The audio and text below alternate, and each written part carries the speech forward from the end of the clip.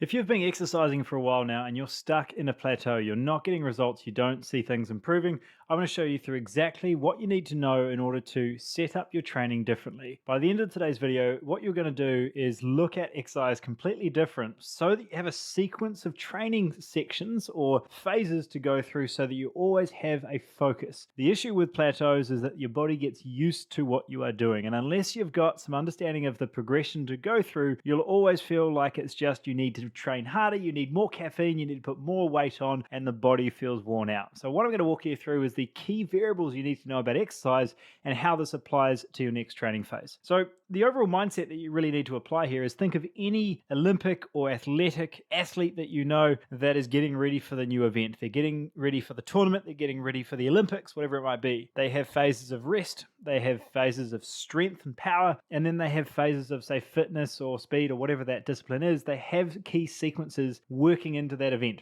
And the key awareness here is that that applies to you as well. Whether you're getting ready for the Olympic stage or whether you just want to get the most out of the workout you're doing, there needs to be an awareness of how the body is recovering, because the workouts and the results that you get from the workouts are not made from just training really hard. It's actually being able to recover from what you're doing. And if you're constantly doing the same type of workout, you could be fatiguing out the one system, yet not tapping into a whole nother opportunity over here. Okay, so I'm gonna keep this really, really simple. But the first thing we need to dive into is this awareness of the 6 variables of exercise that you have access to. The first one is weight, right? How much weight you are lifting. The second one is volume.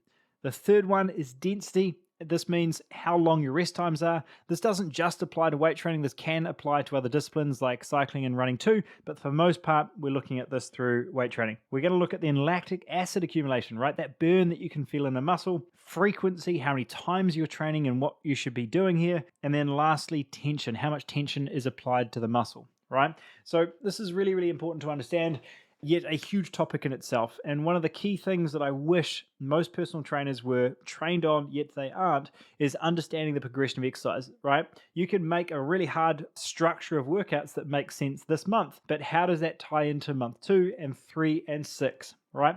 Being able to look beyond just the month that you are exercising in can drastically improve your results from workouts over the long term, because it's not just about stressing out the body today and training really hard. It's about having a series of rest times, a period of different training phases that you're emphasizing different things. So let's give you some examples here. You know, we all know of training phases where the first week you lift 20 kilos, the second week you lift 25, and then you go 30 kilos the third week, right? So there's a progression of weight. It's called progressive overload. This one is the most common form of progression that most people see in a gym, yet it reaches a diminishing return, meaning when you've done it for a period of time, it does this, right? It's really good for the first couple months, and then it gets to a point that you can only lift 2 kilos more, and then 1 kilo more, and then it takes 6 months for you to lift a half a kilo more. So, you know, it's effective, but if it's the only variable you're using, within 6 months, 12 months, you're going to notice that you're hitting some strength plateaus. The second one is volume, and I've been down this route before where, you know, the 30-minute workout didn't work, so you make it 40 minutes, and then 60 minutes, and then an hour and a half, and then 2 hours, and you're still not progressing with training, or you simply don't have time to get the training in. So knowing how to get the most out of the workout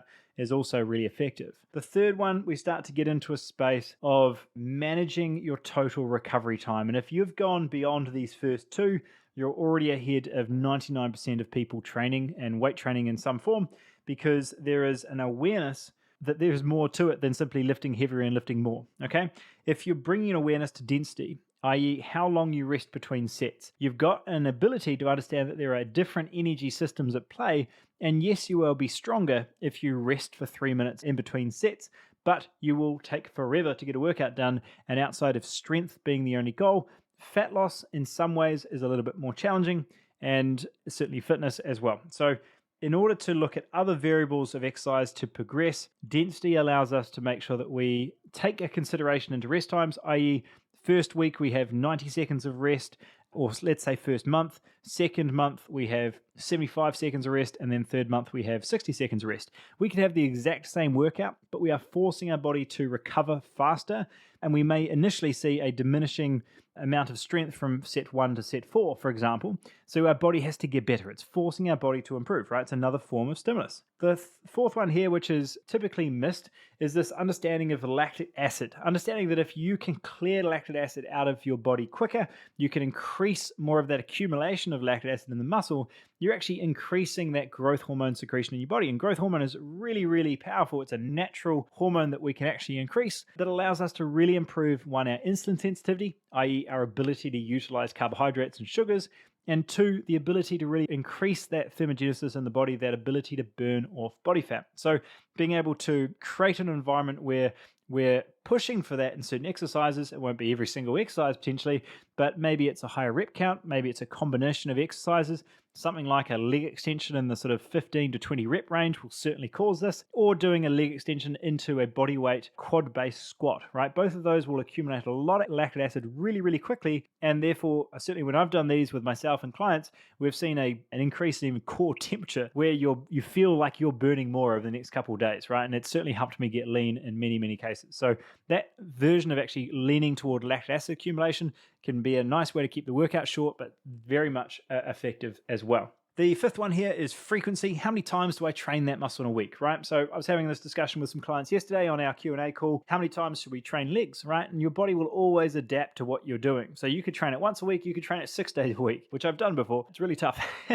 But your body will adapt to it. And the really interesting part about this is your legs will likely be more sore if you only train them once a week and then don't really move them throughout the week. If you train twice a week, you'll find that your body has more blood flow through that area and your recovery time is actually quicker. Does it mean that it's more effective to do more, i.e. is 3 more better than 2 and is 2 better than 1? Not necessarily, but it's another variable that you have at play. So looking at frequency of exercise can be a really nice way to look at progression. You have an initial foundation of exercise that's feeling really good, and then you look to, okay, I want to spend a bit more time strengthening my glutes this month, or I want a little bit more time strengthening my back. Well, maybe this is where it's a really nice emphasis for 1, 2, or 3 months to really put a bit more frequency on that particular muscle. So you start training your back twice a week to really add more contraction, more focus in this area, and it allows us to get a new stimulus or certainly more strength or progress in that particular area if we're increasing the frequency. This can be really helpful if there's particular muscle groups that are weaker or not as strong as others. So it becomes a nice way of looking at you through a general physical assessment of how do I create more balance in my body. And this is why I'm always a fan of making sure exercise isn't just for fat loss, but you also bring in an awareness of how can I make my body stronger, more capable, more balanced, that allows me to make sure that my joints aren't wearing out, that I can do those activities in the weekend that I want to do. And when I look at something like frequency of exercise, that is a really nice way to look at being able to put more emphasis on certain areas of your body that you want to build up. Now, in saying that, I will say that for me, a long time, my chest was a weak muscle group for me, and simply training my chest more often will not fix the problem unless I know how to move properly. So, for example, chest is a very common area, both men and women, that tends to be weak, and it's usually a lack of stability of scapula, of shoulder blade, right? And if I can increase that stability, then my chest contraction, my quality of workout will be better by putting more of the focus on actually potentially back training, very much lats, lower traps, to make sure that when I go into my chest workouts, I'm contracting the right muscle. So what I'm saying here is quality is always better than quantity, and just throwing more at the wall is not necessarily going to be a move. Now, I really, really want to emphasize at this point is this is not just muscle burning, right? This is an ability to focus on being strong, on creating as much of the tension on the muscle rather than on the joint as possible, so that if your goal is fat loss, if your goal is simply longevity and well-being, or if it is building muscle, this rule still applies, because the plateau of training is a plateau of stimulus, i.e. your body does not want to or does not see a need to improve or get better, right? So by taking the time to improve or create a sequence and progression of stimulus to the muscle, whether the goal is strength, fat loss, muscle building, or otherwise, allows you to optimize the stimulus to the muscle so that regardless of the goal, when you start looking at recovery like sleep and the foods you're eating, that allows you to then dictate, am I building muscle here or am I dropping body fat? Really simple example is, I do a really big leg session. If I eat in excess of my sort of caloric load or my maintenance calories, then I'm going to be putting on muscle. If I'm training hard enough, if I'm not training hard enough, I'm just going to put on body fat. Whereas if I'm creating that stimulus to the muscle and I'm staying in deficit of my maintenance calories, then I'm going to be in a position where I probably don't build nearly as much muscle, if at all, but I focus more on fat loss, right? So this really, provided we've taken, look at all of our other trainings when it comes to gut health and sleep and all these other things, provided we have a good recovery platform at play, this allows us to put us in a spot where the stimulus is something that we can progress, and then whether the goal is muscle building or fat loss, we can then toggle our calories up or down to make sure that that is the goal. All right. So please, if the goal is still fat loss, this is very much just as important because it allows us to make sure that we don't hit that fat loss plateau. Okay. And then the last one, I don't know why I put this at the bottom because this is one of the most important ones and one of the areas that we highlight for our clients very early on is tension. And I've already mentioned this or addressed this in the frequency example, but the ability to look at how much tension is placed on the muscle. This might be as simple as the first week I do 8 reps, the second week I do 10 reps, and then 12, etc. But the overall goal here is that your body doesn't know how many reps you are doing. It knows how much tension is placed on the muscle. So week 1 might be 40 seconds, and then week 3 we might build you up to 60 seconds or 50 seconds, and then 60, 70, etc. What we're looking at here is most people, when they're only looking at rep count, they might go from 10 reps to 12 reps, but then they speed up the rep. So it still only takes them 40 seconds to do the rep. Now, how much percentage of that is lowering versus lifting the weight can also be a factor here, or is certainly a big factor. But the ability to know how long you are lifting that weight for, so therefore how much challenge and stimulus you are placing on the tissue is huge. So if your exercise routine currently does not have tempo, well, I'm a little bit excited for you because just by adding tempo to your exercise over the next 4 to 6 weeks could be the one change that you make from this video that drastically changes your awareness of how much you move and getting you out of that fat loss plateau. So what would that look like? It may be as simple as adding a 3010 tempo to all of your lifts and starting there. So what that would look like as a chest press is I would be doing 1, 2, 3 on the way down, and then I'd do 1 up, and then I'd come back down. So really, in a lot of ways, it's just slowing the motion down on the lengthening of the muscle. I must say on a row, which is the opposite, the lengthening is this way, right? So it would be 1 in and then 3 back out.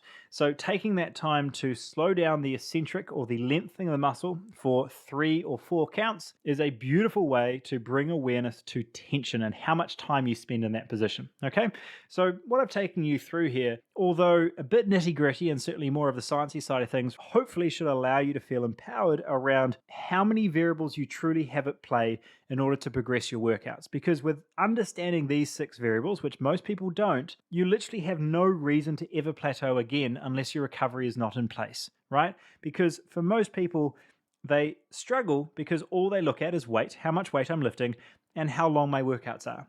If you now have 4 more variables that you can work with, there is always something you can do, right? The next month could simply be do exactly the same workout you're doing, but start with 90 seconds rest, then go down to 75 seconds for the second month, and then go down to 60 seconds for the third month. And if you really want to, go down to 45 seconds for the 4th month, right?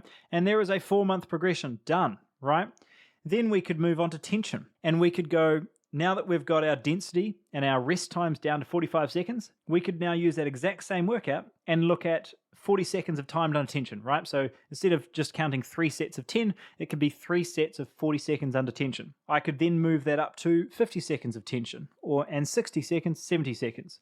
I have now got 8 months of progression, and the only 2 things I have changed are density, how long are my rest times, and tension, how long am I under load, right? You now have not even touched the sequence and order of your workouts itself or anything else, right? You've just looked at density and tension. So I get really excited about the stuff, clearly, but it's the ability to look at how many variables are really at play and how much you are likely leaving on the table if you are not bringing awareness to how much more you can do. Knowing that most personal trainers and most certifications, because I've been through a lot of them, I've worked with a lot of personal trainers, I've hired a lot of personal trainers, progression is not something that is usually taught. I had to spend thousands and thousands to work with some of the best coaches in the world to fundamentally understand progression. And there is so much to it, but at the bare basics, being able to understand these 6 variables of exercise will fundamentally, and hopefully already, has changed the way you think about how you approach and progress your next phase of workouts, or at least making sure that there is a focus of that phase.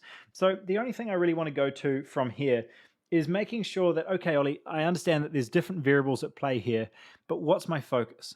And the first question here is, well, what the focus? I'm not going to give you a focus. I'm going to ask, what is the goal? Now, I'm sure there's other goals, but the top three that we see are going to be a strength goal, a fat loss goal, or a fitness goal. Okay. So here's three examples of how I would progress particular phases. And in a lot of ways, I actually do this in this order for a lot of people, because usually it's well-rounded health, vitality, energy, and just feeling great in their own skin, certainly as we move into our 40s, 50s, 60s, etc.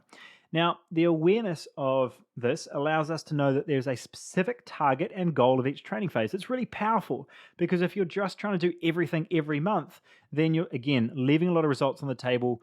You're very generalist in regards to your approach. So this is a simple example of potentially how you could approach three different training blocks over the next, say, 3, 6, or even 12 months. You could spend 2 or 3 months in a strength phase, being a little bit more explosive in your rep count, right? Looking at more of a 6 to 8 rep space. You're focusing on power and making sure that you're lifting a good amount of load. With that, you want to give yourself a good amount of rest, right? You're looking at maybe at least 75 seconds, if not 90, even 2 minutes, 120 seconds of rest. And then you're looking at reducing that total metabolic load. So you might not be doing huge, long cardio sessions, certainly in the zone 3 plus in regards to higher heart rate, certainly above sort of 120, 130 beats per minute. And you may be in a position where your total volume of exercise throughout the week, right, you might only be doing 3, maybe 4 weight sessions throughout the week, right? So it won't necessarily be doing 5, certainly wouldn't be doing 6. Once you've done that phase and you've really noticed that you've really spent a lot more time on the weight component, you've built up a level of power, we might move you into more of a fat loss phase, which allows us to focus on, as I mentioned, the big powerful one I find here is a lactic acid focus, allows us to make sure that we actually look at increasing that burn within a workout. Now, how we do that might be a mixture of a higher rep count, moving in towards the 12, 15, maybe even 20 reps in some cases, only with bigger muscles though. I find this quite hard to do or have enough tension with things like a bicep, tricep for most people. And then we go to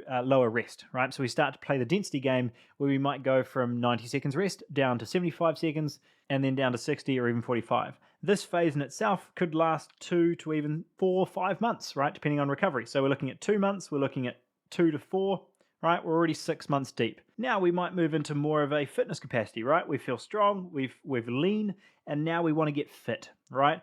Well, now we can start to add in a bit more aerobic work. What does that look like? What's the disciplines that we'd like to get better at? Are we swimming, running, biking, kayaking, rock climbing? What's the thing, right? Where training starts to change here is you're probably doing more of that particular activity. So it might be a case that mobility is a goal, right? This is a big one that I'm just going to add in here. The difference, between flexibility and mobility is that flexibility plus strength equals mobility, right?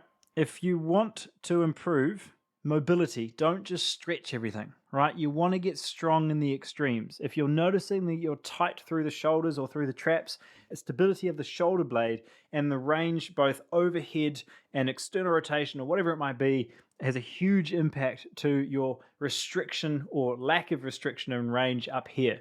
If you're tight through your hips, you've got tight hamstrings, focus on strengthening your glutes, your hip flexors, your core, right? Focusing on the muscles that allows you to build strength will then allow this to be more functional in regards to mobility, not just passively able to stretch into a range, being flexibility. Okay, so big fan of stretching, but certainly not if there's no strength there. And then lastly, there might be what I've written here, power weight.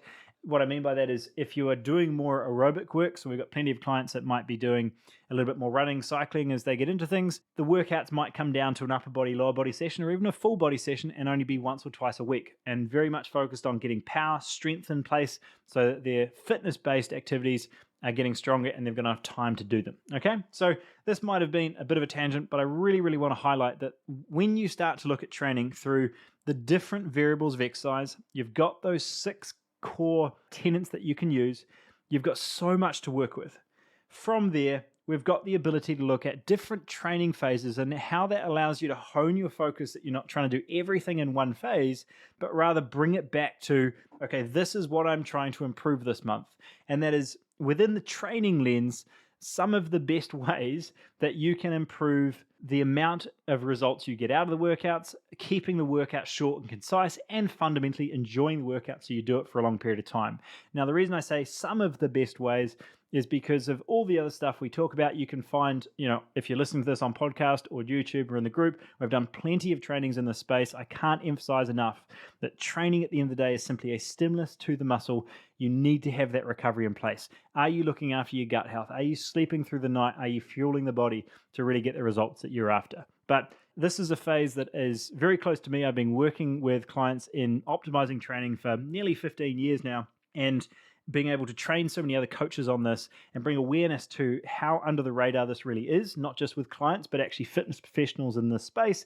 And understanding this puts you ahead of 99% of the people out there. Okay. So if you want to learn more about this, then I'd love for you to take a little look at our workout reset. It's a 6-week training block, shows you exactly how I prescribe this to our clients directly, to show you the exact sequence of what we call a movement phase, a strength phase, and then a metabolic phase.